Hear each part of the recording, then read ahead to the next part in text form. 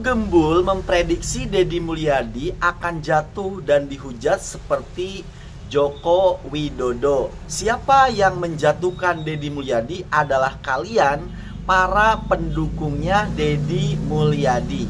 Nah, kita akan membahas tentang ini semua.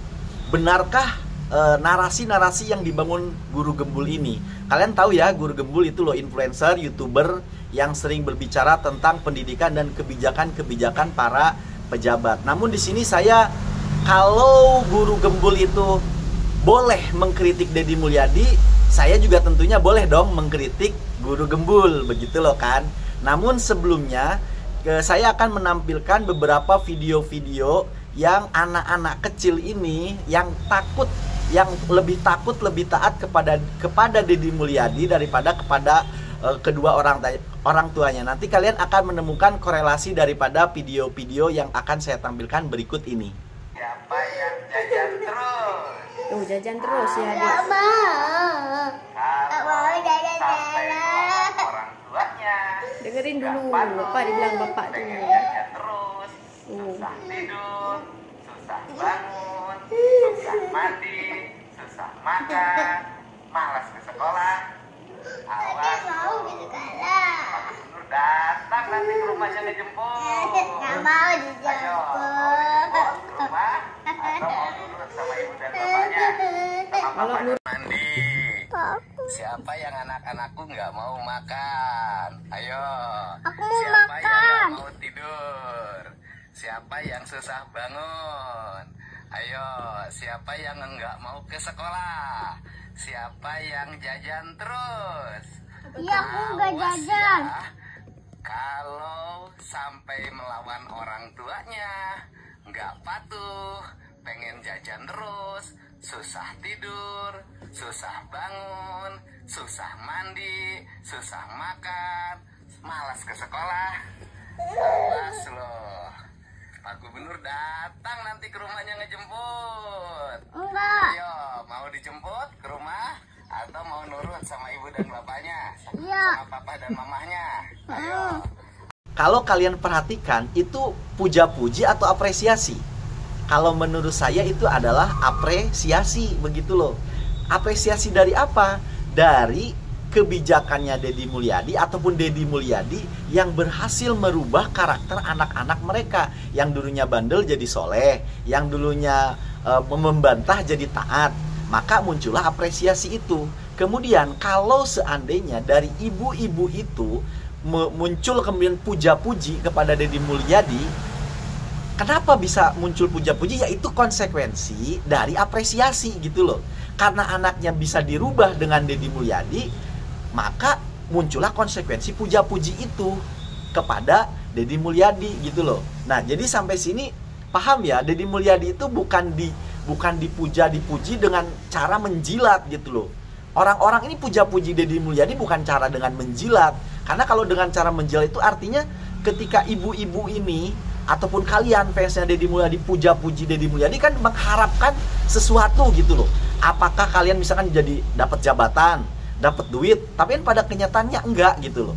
Kalian ya puja-puji itu bentuk konsekuensi dari apresiasi kalian terhadap kinerjanya Deddy Mulyadi. Sedangkan yang bisa menjatuhkan seorang pejabat itu adalah mereka yang memuja-muji Jokowi karena ada menjilatnya begitu loh. Ada tujuannya, apakah kekuasaan, apakah duit dan lain sebagainya. Jadi tolong dibedakan ya untuk Pak Guru Gembul ini, mana orang yang memuja-muji menjilat dengan orang yang memuja-muji konsekuensi daripada apresiasi begitu loh ya. Nah, ayo kita coba sedikit meluruskan lah ya beberapa narasi yang dibangun oleh Deddy Mulyadi, dibangun oleh Guru Gembul terhadap Deddy Mulyadi, dan dia memprediksikan bahwasanya ya Deddy Mulyadi pun akan jatuh seperti Jokowi, dulu dipuji sekarang dicaci, kan begitu. Makanya Kang Deddy pada akhirnya di Jawa Barat itu dieluk-elukan, dianggap sebagai seorang pahlawan yang sangat luar biasa. Tapi dari fenomena ini saya jadi ingat tentang kejadian 10 tahun yang lalu, bahwa ada kepala daerah yang sangat fenomenal, yang dipuji dan dipuja, yang disebut sangat merakyat, yang disebut sebagai orang yang bisa menjadi pemimpin yang inspiratif, memotivasi warganya, memakmurkan warganya, mensejahterakan mereka, dan walaupun dengan semua prestasi itu dia tetap ada hidup berdampingan dengan rakyat. Dia hidup egaliter. Hari ini pemimpin yang dimaksud itu dihujatnya habis-habisan, dijelek-jelekin, dijadikan sebagai bahan lelucon, dan meme-memenya bertebaran di mana-mana yang semuanya mendiskreditkan dirinya. Bagaimana bisa seperti itu? Nah, saya mengkhawatirkan Pak KDM juga berpotensi untuk menjadi seperti itu. Nah, kita awali dulu dengan Jokowi gitu. Saya ingin bertanya kepada kalian, Jokowi itu dicaci, dimaki, dihina. Apakah dengan cacian dan hinaan itu menunjukkan bahwasannya dia itu nggak becus kerja? Ya kan? Saya pertanyaannya begitu. Apakah cacian, hinaan kepada Jokowi itu adalah bentuk daripada ataupun indikasi bahwasanya Jokowi itu nggak bisa kerja? Kan nggak juga gitu loh. Bedakan kerja dengan caci maki. Orang mencaci maki Jokowi ada dua kemungkinan, ada karena memang dia nggak bisa kerja, atau ya karena kebencian aja. Nah, kalau kalian menilai caci maki kepada Jokowi itu kepada kinerjanya atau kepada pribadinya, coba jawab aja lah sendiri. Saya takutnya nanti dikira bela-belain Jokowi gitu kan. Kemudian yang kedua nih, Jokowi kan disamakan dengan KDM ya. Saya sih gak setuju juga lah, beda lah ya gitu. Nah, kemudian masuk pada yang kedua gitu loh. Pejabat menurut Guru Gembul itu kan, kalau dia sering dipuja-puji berlebihan, tidak diiringi dengan kritik begitu kan, dia itu sebenarnya sedang dijatuhkan oleh fansnya sendiri kan begitu. Kekuasaan itu mengubah manusia, Baraya, dan semakin besar kekuasaan, semakin besar karakter yang bisa diubah dari diri seseorang. Kita itu bisa hidup seimbang kalau kita mendapatkan apresiasi dan sekaligus kritikan dari orang di sekeliling kita. Tetapi kekuasaan, apalagi kekuasaan absolut, entah karena dia terlalu dicintai atau dia terlalu ditakuti, pokoknya absolut, itu akan mengurangi secara signifikan kritik dan hujatan pada dirinya. Dan karena itu, maka jiwanya itu tidak akan lagi menjadi seimbang. Dia akan kehilangan orientasi, dia akan kehilangan paradigma, dia akan kehilangan perspektif. Karena dia hanya melihat, biasanya dia melihat dari dirinya sendiri, kemudian mempertimbangkan perspektif dari orang lain, tapi ketika dia menjadi sangat absolut, kemudian kritikan terhadap dirinya menjadi semakin lama semakin sedikit, maka dia hanya menggunakan satu perspektif saja. Dan itu bisa sangat merusak pribadi seseorang. Nah, masalah utamanya lagi-lagi adalah ketika ada seorang pemimpin yang dia dipuja berlebihan atau dia ditakuti berlebihan, sedemikian sehingga tidak ada yang bisa mengkritiknya atau kritik tidak sampai ke telinganya, maka otaknya itu bisa saja rusak. Kinerja otaknya itu akan bisa benar-benar rusak. Dan saya melihat itu terjadi pada Pak KDM sekarang. Jadi kemarin ketika ada anak remaja 20 tahunan atau kurang dari itu mengkritik Pak Dedi, itu masyarakat membuli anak itu, mendoxing anak itu, menghujatnya habis-habisan. Nah, ini kan udah nggak sehat gitu. Pak KDM sekarang, Pak Deddy Mulyadi, ini sekarang berpotensi sedang dirusak habis-habisan oleh para pendukungnya sendiri. Yang terus-terusan memujinya, yang terus-terusan mengapresiasinya, yang terus-terusan menyanjungnya. Tapi ketika ada yang mengkritik, itu ditutup dan dihujat habis-habisan. Kalahnya adalah masyarakat terus-terusan menyanjung dia sampai akhirnya dia tuh lupa daratan. Atau masyarakat itu menyanjungnya habis-habisan sampai masyarakat itu lupa bahwa dia tuh punya kesalahan. Dan akhirnya ketika satu kesalahan itu muncul, itu membuat kecewa banyak orang dan akhirnya menghujat habis-habisan.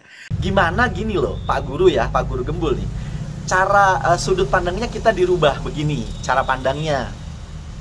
Kita memuja-muji itu konsekuensi dari apresiasi itu, justru itu adalah kritik. Loh kok bisa bang, puja-puji oh kritik. Ya iya gitu loh. Jadi dengan kita memuja-muji, mengapresiasi Deddy Mulyadi, kan kedengeran nih sama Deddy Mulyadi. Deddy Mulyadi juga lihat media sosial tuh.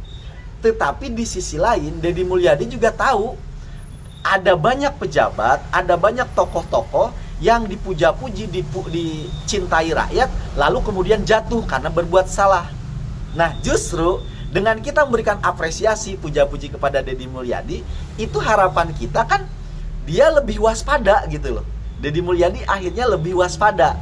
Wah, jangan-jangan nanti gue ketika sekarang dicintai rakyat, gue kalau buat blunder nih, langsung dijatuhkan lagi oleh rakyat. Nah, harapan kita kan akhirnya Deddy Mulyadi hati-hati, jangan sampai membuat satu blunder. Gimana? Itu ya, itu yang kedua tuh, daripada narasi yang dibangun Guru Gembul, saya coba memberikan sudut pandang yang berbeda begitu loh. Ketiga, ini tentang kritik. Menurut Guru Gembul, namanya pejabat itu ya harus dikritik begitu loh, biar dia itu sadar diri. Artinya dia tidak nggak lupa daratan. Jadi dia tuh harus bisa melihat ke dirinya sendiri gitu loh, harus dikritisi gitu loh. Jadi fokusnya itu kepada kritik, usahakan kritik gitu loh. Nah, menurut saya sih gini, masyarakat itu nggak bisa gitu loh dipaksa-paksa untuk mengkritik kepada seseorang yang mereka cintai. Itu tuh sulit gitu loh. Itu sulit. Misalkan kamu ngefans banget sih sama KDM, terus kamu dipaksa untuk mengkritisi dia, bisa nggak? Agak sulit gitu loh, karena kalian udah ngefans duluan begitu loh. Nah kan pertanyaannya, kenapa kamu bisa ngefans gitu loh, ya kan? Ya karena kebijakannya yang pro terhadap kamu sebagai rakyat. Mau dipaksa-paksain kritik, nanti si kritik ini jatuhnya kalau kamu dipaksain ya, padahal kamu yang ngefans, kamu juga nggak benci sama Deddy Mulyadi, kamu dipaksain untuk tetap kritik. Khawatirnya ini kritik nanti jatuhnya kepada bukan lagi kritik, tapi menjatuhkan atau cenderung kepada fitnah begitu loh. Seperti halnya yang terjadi kepada Jokowi, orang-orang yang penting kritik gitu loh. Tapi kan akhirnya orang menilai ini kritik apa menjatuhkan sih begitu loh. Nah, ini kan lebih bahaya lagi gitu loh. Seakan-akan kelihatannya bener nih, kita harus mengkritik pejabat misalkan begitu. Nah, kalau kita mengkritiknya malah menjatuhkan, ya itu bahaya juga gitu loh buat si pejabatnya begitu loh. Seakan-akan nanti dia, aduh, kok gue bikin kebijakan ini nggak dapat dukungan nih dari masyarakat, jadi kurang semangat gitu loh kerjanya. Akhirnya kendor, ya udahlah, gue mendingan jadi pejabat yang formal aja, nggak mau bikin gebrakan. Percuma gue juga bikin gebrakan, ya tetap aja dihujat oleh masyarakat. Nah itu tuh yang kita khawatirkan. Sekali lagi ya, di sini saya bukan mengajak kalian untuk mencintai atau pemuja-muji Deddy Mulyadi, tapi saya di sini coba memberikan satu sudut pandang berbeda gitu loh dari Guru Gembul. Kalian sah kok, boleh gitu loh puja-puji Deddy Mulyadi, ya silahkan aja begitu loh. Toh pada kenyataannya ketika nanti Deddy Mulyadi buat blunder, ya kalian juga nggak mungkin diem gitu loh. Kalau kalian beneran cinta sama Deddy Mulyadi kan gitu. Kalau ketika dia buat blunder, kalian kan juga akan ngomong, akan kritisi dia begitu loh. Kecuali kalian itu bukan, ya cintanya cinta menjilat gitu loh. Kalau cinta menjilat, mau dia buat salah juga kalian nggak akan mengabaikan itu loh blundernya Deddy Mulyadi. Tapi kan kalian, saya tahu kalian itu ngefans sama Deddy Mulyadi bukan menjilat dong. Kalian nggak dapat jabatan, nggak dapat duit Deddy Mulyadi gitu kan. Nanti ketika dia buat blunder, buat kesalahan, ya saya yakin kok kalian akan kritik juga. Terima kasih karena sudah menyimak.